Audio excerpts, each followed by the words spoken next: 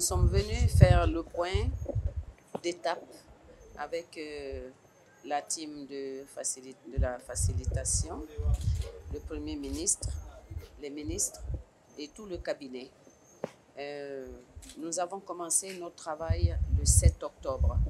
Du 7 au 13 octobre aujourd'hui, nous avons pu contacter 18 coalitions sur 23. Nous avons rencontré 14.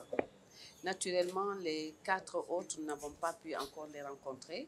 Nous allons les recontacter pour que nous puissions les rencontrer.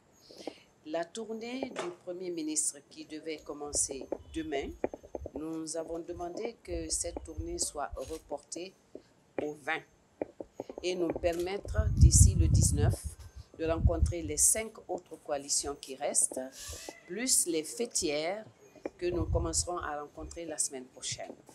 À partir de là, le Premier ministre pourra faire sa tournée et donc venir également écouter ce que les entités ont à proposer pour finaliser la conception du processus du cadre de dialogue avant d'entamer le dialogue lui-même.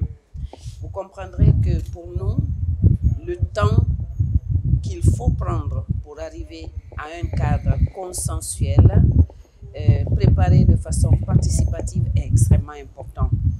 Donc, nous ne sommes pas tenus par le délai. Nous faisons notre travail étape par étape jusqu'à ce que vraiment on arrive à ce dialogue pour le réussir au bénéfice de l'ensemble des Guinéens. Nous avons le soutien, encore une fois, du Premier ministre qui nous dit qu'il est à notre disposition et qui vraiment il suivra le programme que nous lui soumettrons. Donc sa tournée, c'est à partir du 20 et nous, on aura terminé les différentes étapes de rencontre. Cette phase préparatoire est absolument importante pour nous parce que les uns et les autres doivent se sentir concernés, doivent se sentir pris en compte et pour que l'engagement qui va être pris soit un engagement conscient, réfléchi, préparé pour réussir vraiment ce dialogue. Je précise que ce que nous faisons n'exclut aucunement le travail de la CEDEAO, du médiateur.